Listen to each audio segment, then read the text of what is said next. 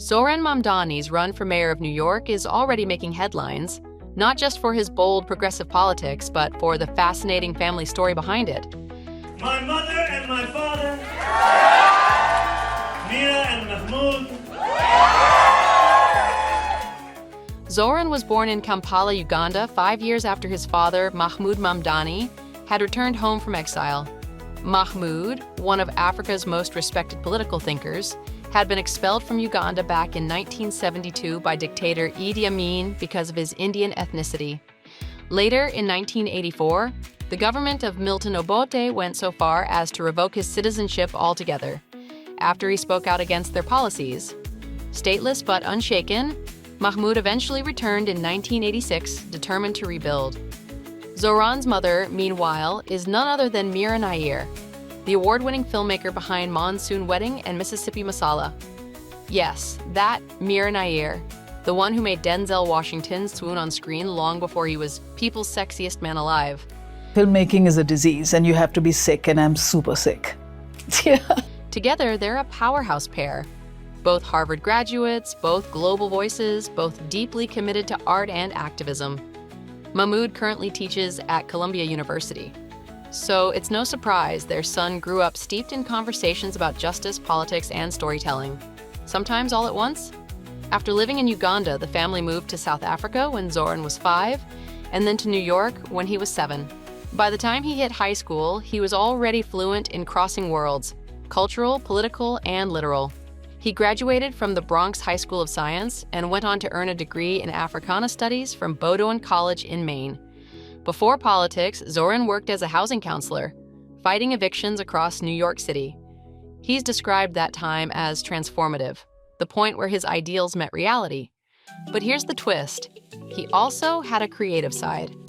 For a while, Zohran was producing hip-hop music under the name Mr. Cardamom, blending his mother's artistic influence with the grit of city life. Chop it up. Over the past year, Mira has even taken a break from filmmaking to support her son's run, cooking biryani and chicken for campaign volunteers.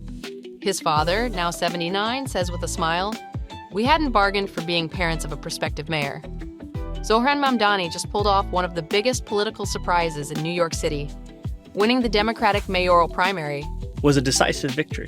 We won with a vision that spoke to every single New Yorker.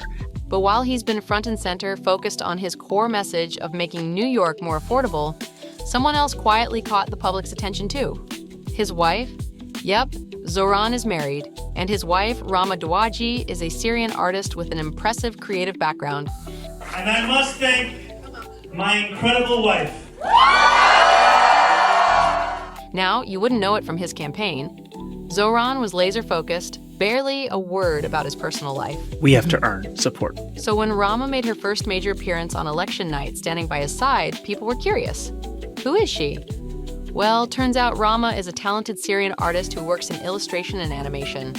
Her work has been featured in The Washington Post, The New Yorker, and she's even created posters for events across the city. Basically, she's the kind of person who says more through her art than any press conference ever could. And honestly, good for her. So how did these two meet? Not through politics and not at some gallery opening either. They actually met on Hinge. That's right, the same dating app you've probably deleted and reinstalled a dozen times. I met my wife on Hinge, so there is still hope in those dating apps. Hinge PR team, you paying attention?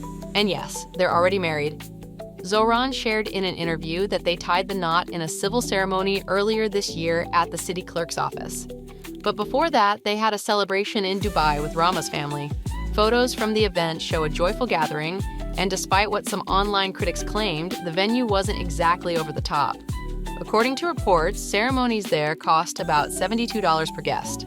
So, basically the same as dinner and drinks in Manhattan.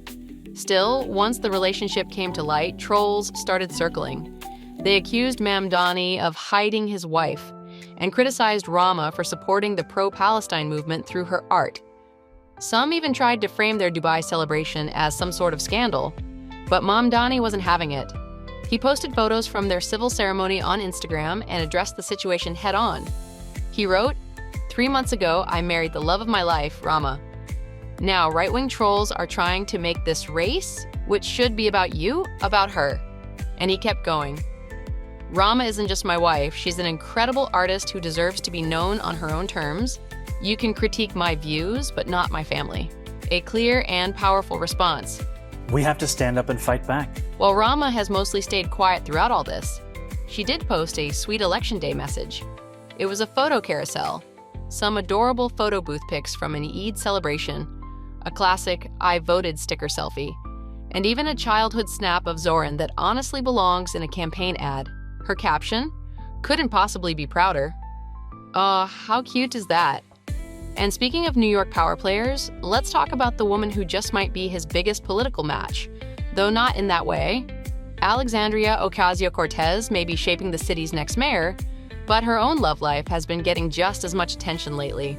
Hello everyone. This is Alexandria Ocasio-Cortez, and I am here loud and proud to rank Zohran Mamdani #1 for mayor of New York City. Alexandria Ocasio-Cortez and her fiancé Riley Roberts have been engaged since 2022, but their story actually began long before AOC stepped into the political spotlight. They first met over a decade ago while studying at Boston University, and no, it wasn't some dramatic meet-cute. It was more like true nerdy fashion, as AOC herself put it. The two would show up to Coffee and Conversations, a weekly student town hall where people discussed everything from the war in Afghanistan to the latest in pop culture. And guess what? Riley wasn't just some quiet guy in the back. According to AOC's college friend Eric Baker, Riley was the one stirring the pot on purpose. He'd throw out a provocative opinion just to get people thinking.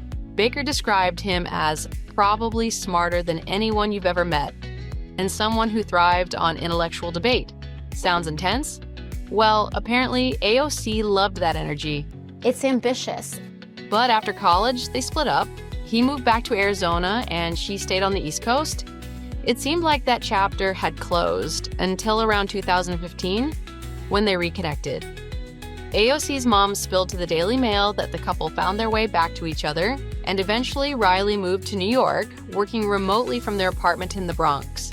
By the time 2022 rolled around, AOC wasn't just a rising star, she was a full-blown political powerhouse. You know, sometimes you're an underdog until you're not.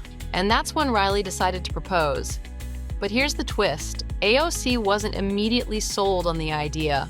She actually told him he'd have to woo her. Honestly, I love that energy.